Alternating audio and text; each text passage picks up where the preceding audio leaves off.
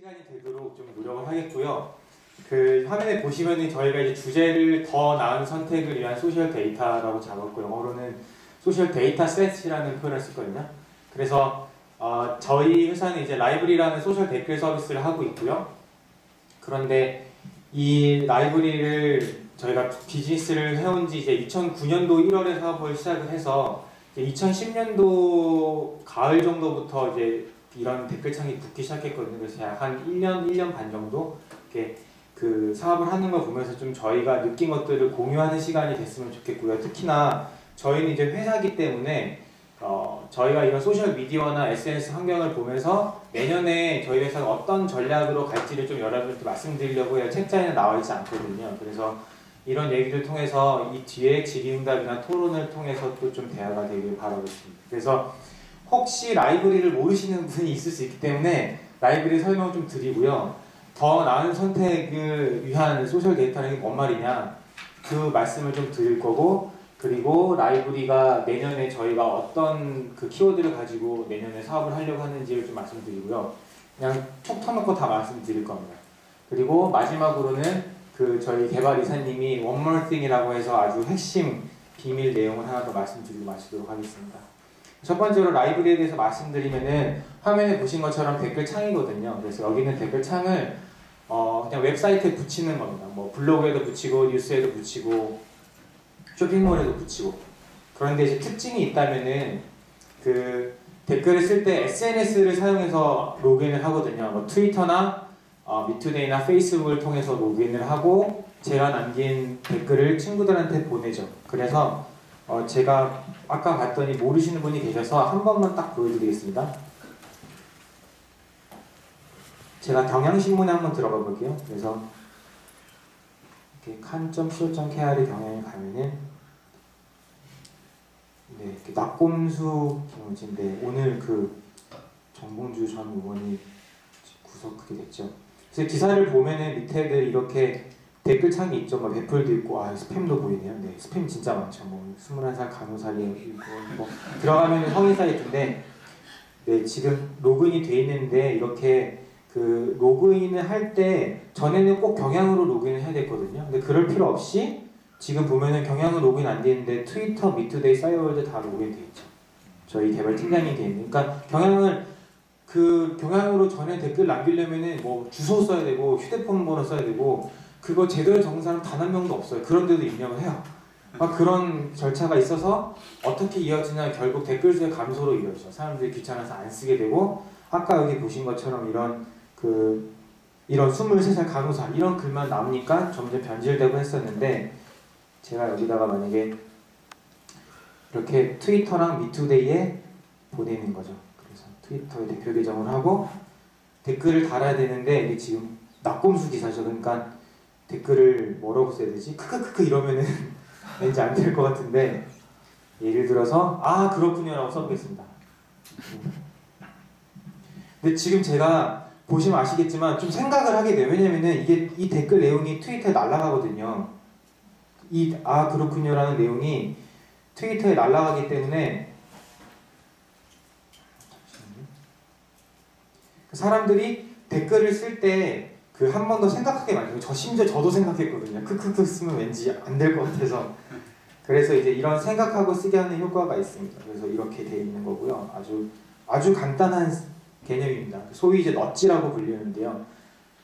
그래서 한 번은 사람들이 스스로 생각하고 글을 쓰는 계기를 만들어주기 때문에 악성 댓글이 자발적으로 감소하는 효과가 있고, 아까 보신 그 트위터 댓글이 막 퍼지지 않습니까? 트위터도 가고 뭐 페이스북도 가고, 그러면은 그 친구들이 보고 다시 링크를 타고 다시 들어오죠. 그래서 라이브리를 설치하면은 웹사이트에 방문자가 늘어나는 거죠.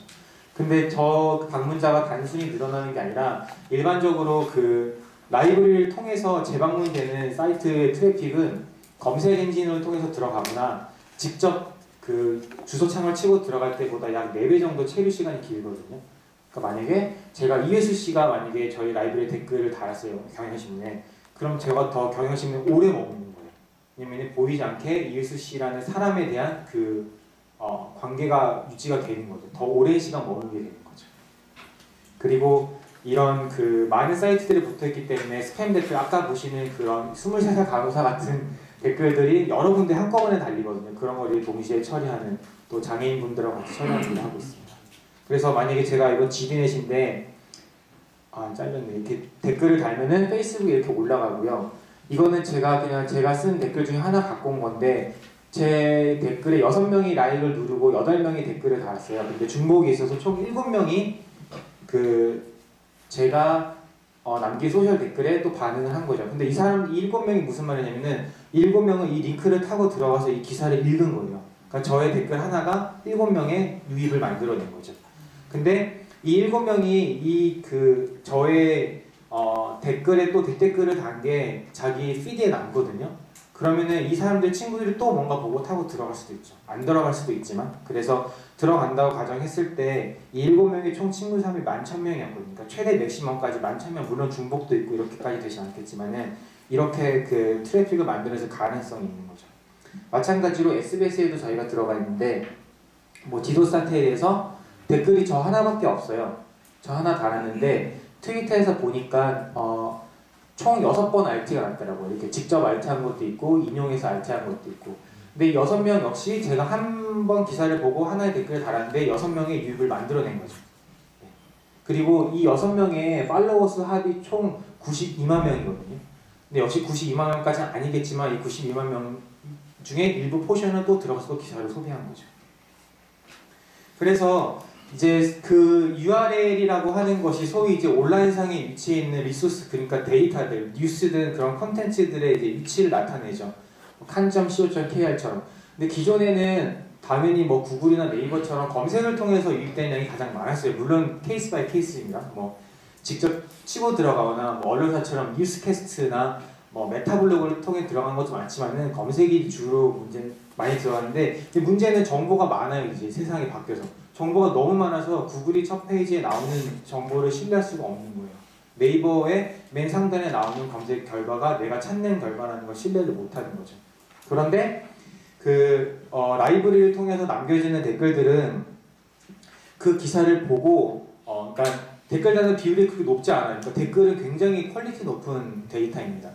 그 사람이 이미 기사를 읽어보고 반응을 한 거기 때문에 추천의 그 파워가 되게 강하게 되는 거죠. 그리고 라이브러리뿐만 아니라 SNS가 전반적으로 확산되고 있기 때문에 앞으로 그런 그 전체 유입량을 트래픽을 100이라고 봤을 때 저렇게 사람에 의해서 추천돼서 그 컨텐츠를 소비하는 비율이 늘게 되지 않을까라고 예상을 하고 있습니다. 그렇게 되면은 이제 이런 인터넷상의 권력 지형들이 좀 바뀌게 되겠죠. 그래서 저희가 볼 때 이제 언론사들 같은 경우는 그 네이버 뉴스캐스트를 통해서 들어가는 비율이 한 80% 되거든요. 많으면 90%까지 되는데, 근데 이렇게 라이브나 SNS를 통해서 들어가는 비율이 한 30%, 40% 정도만 된다 하더라도 많은 게 바뀌게 되거든요. 예를 들면 뉴스캐스트에 굳이 뭐 찌라시 그런 낚시 글을 올리거나 데스크에서 그런 일을 할 필요가 없어지는 거죠. 그래서 그 포탈이나 일종의 그런 그 아주 소수의 포탈, 뭐 뉴스캐스트, 메타 사이트들의 그 게이트웨이가 소수였는데 반해서 점점 갈수록 그 디센트럴라이즈다라는 표현을 썼는데, 그러니까 다양화되고 더 탈중심화되는 외부로 돌아가고 있는 것 같습니다. 그래서 이제 라이브러리는 그 한국에서는 이제 이런 댓글 전문 서비스로 봤을 때는 벌써 저희 같은 이런 비즈니스를 하는 업체가 저희 말고도 7개가 더 있고요. 근데 그거랑 상관없이 전 세계에서 저희 8번째로 큰 규모를 갖고 있는데, 뭐 페이스북 그 댓글 플러그인이나 미국에 있는 디스커스 같은 곳이 굉장히 큰 규모를 가지고 있습니다. 그래서 현재 라이브러리는 1200개 사이트에 붙어 있고 이제 매일 약 4만 개 정도, 근데 SNS 댓글이 아닌 것도 있어요. 네, 4만 개 정도 댓글이 발생하고 현재까지 약 220만 명 정도가 라이브를 통해서 댓글을 달았고, 이제 페이지뷰 같은 경우는 1N이라고 썼는데 뭐 적을 때는 하루 1000만에서 많을 때는 하루 2000만 정도. 예를 들면은 그 김정일 죽었을 때, 네, 엊그저께 같은 경우는 2000만 정도 이렇게 트래픽이 발생하고 있습니다.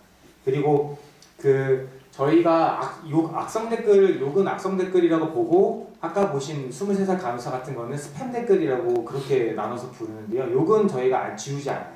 욕설은 어떠한 욕설도 지우진 않는데 단지 사이트 관리자가 굳이 지워야겠다라고 하면은 그런 권한을 주고요.